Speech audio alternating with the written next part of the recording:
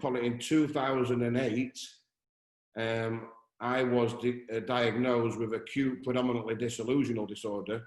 I was under a clinical psychiatrist with severe mental health and extreme violent outbursts. So the mental health journey for me was quite profound, in that I'd worked under 3 different psychiatrists. I'd been on trials for different drugs to calm this explosive outbursts. I'd had 3 different diagnoses, different care plans, treatment plans, and I was really messed up mentally. It got to the point in 2013 where I was on the brink of taking my own life in a prison cell. It was my 7th prison sentence. I spent most of my adult life in and out of prison for violent offences. I'd also became a drug addict in the late 90s on heroin and crack, and I used to live on the streets of London and sleep under the Strand and beg for money and drugs and food. I had 1 shoe on, 1 trainer, my feet rotting, just in a very, very, very bad place. But it wasn't a want to be that way. It's like you mentioned before about, it can just take one kind of wrong decision or wrong choice that can lead you on a path to destruction. And that was me. I was 17 years old, a professional rugby player. I just signed a professional contract with Sheffield Eagles, the Super League club. Big deal, big money. I can remember going and signing my signing on fee to give me a cheque for a couple of £1,000 in 1995 as a 17-year-old. That was the biggest amount of money I'd ever seen. Me and my friend were in my Orion, my A-Reg Orion, and I said, come on, let's go and party. And all my friends were on white, youth training schemes. So I just went out drinking, nightclubs, and I had a bit of a reputation for having a fight. And I hit somebody in the nightclub, and I had a couple of other minor assaults around our community, and I ended up going to prison for 8 months in a young offenders institute. Never been in trouble in my whole life other than some scrapes fighting when I'm out with my friends. Within 18 months of that sentence, I was begging on the streets of London as a crack and heroin addict. I never ever wanted to go on heroin, go on crack. I didn't even know what it was. But I was so vulnerable, so needy. My mum had died as a teenager. I found her on the settee. My dad had left me when I was 18 months old. I was brought up between 2 sisters who didn't know how to control a hurting teenager. And in prison, I was introduced to heroin. And I'd smoked spliffs before, and I'd had recreational drugs in the nightclubs, and just thought, it's all the same stuff. But my life was nearly absolutely destroyed for that choice. And that led to nearly a 20-year revolving door cycle of prisons, courts, the criminal justice system, in and out of prison, probation, court cases, and I became more and more hardened, more and more sinister. The violence got more extreme. I had to survive those institutes. So as a 21-year-old, for my birthday, I ended up in Wandsworth prison. Then moved over to Belmarsh.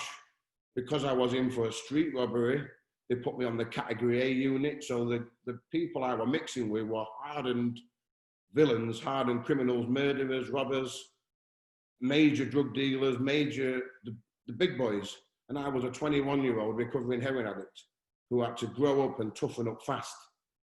And unfortunately, I thought a man had to be violent. A man had to sleep around. A man had to be tough and arm wrestle and gamble and fight and all the stuff that I emulated from the gangsters and all the people that I'd associated with. So I tried to emulate these negative role models. So by the age of 35, I was a father to 3 children who I wasn't being a father to. I've lost every single opportunity that life had presented me. I've thrown away. I was disillusioned And my family had had enough of me and my antics. They'd all cut the ties with me. And in that prison cell, 8 years ago nearly now, at a real place of brokenness, I dropped to my knees in that prison cell, crying like a baby, snot coming out my nose, and I'm just desperate for help. And I didn't know where to turn. And I cried out in my heart, I said, God, if you are real, if you are hearing my silent prayers, and if you are real, put a white bird outside my cell window. Give me a sign that you're with me, because I'm going to take my life. And I planned it mentally. I'd had enough. I couldn't cope. It wasn't I couldn't cope with life anymore. I couldn't cope with who I become, because I was so far detached from the person I should be. And I went to the window, the pigeons lifted up and the white bird sat down, and I knew in that instant that that was exactly what I'd asked for in God, and I became a committed Christian that day. Over the last 8 years, I have seen the miracle of life and God working in a broken life just restore and transform that brokenness into a man who is a family man, got all my children back in my life. You know, as you said, I was speaking around, you know, my book. I'm an author, a director, a chaplain. But most of all, I've been given the opportunity to be a father to my children and to be an instrumental member of our family. And over the years, and it's not been an easy process. I'm not trying to say that it were all, you know, all done easily, but through consistency, determination, getting it wrong, the falls, the highs, the lows, I've got my father back in my life. I'm restored with my sisters, restored with my brothers. My nieces and nephews respect me again. My great nieces and nephews now, I'm watching them being born and being a great uncle. And I've got my eldest daughter through school, and she's now left home and got her own house. My middle daughter has just left school. My son's, his aspiration is to either be a police officer or a pastor. And there's no way that we could have ever envisaged that all those years ago. But I have seen the brokenness of people, the depths and depravity of society at its worst, yet there's still hope within that, because if you can come from the gutter of a begging man, begging for food and drugs, sleeping under the strand with one shoe and one trainer on, your feet rotting and deteriorating and sticking needles into your arms, to an award-winning community champion, and never ever been in trouble in all those years since I made that decision in that prison cell, then there's hope for anybody. And especially in times like this now, in times of desperation, in times of the world is hurting, it's hemorrhaging. But we can make a conscious choice not to bleed out. We can be a bandage to somebody else. We might just be a plaster to somebody.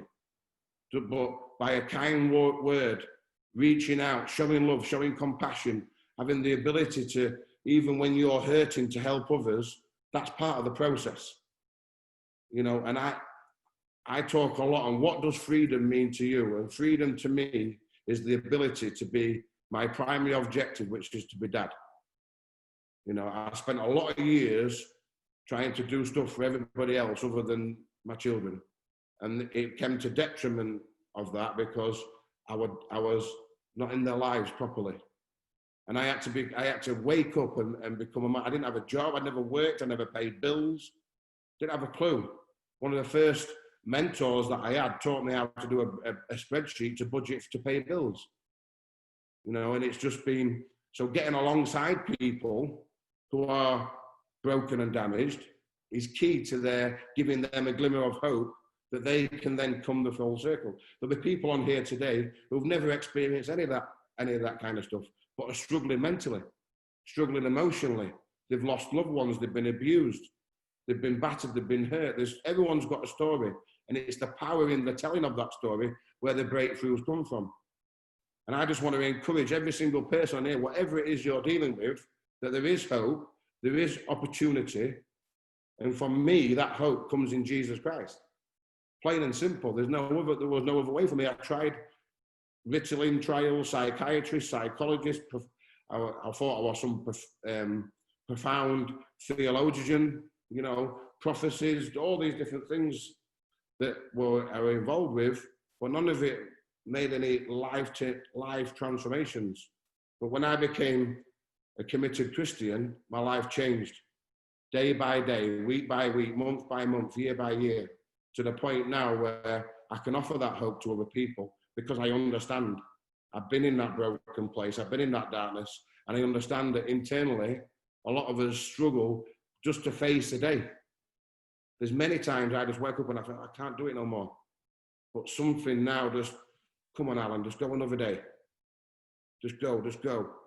And it's, you know, for someone who's got a very outward personality, really, I'm quite a reclusive person, you know, and I struggle mentally with not doing or not.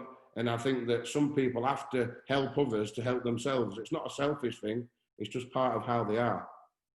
And I know that, especially within, you know, well-being and people's mental health, it doesn't matter what trauma it is or what issue it is they're facing. To you, that's your big one. That's your why. You don't have to have been a raging drug addict who's been in prison all his life to have issues. You know, it can be anything. It can be a relationship breakdown, a bereavement in the family, childhood traumas. There's so much stuff we can pick at, but I just want to say, look, there is opportunity and change is possible.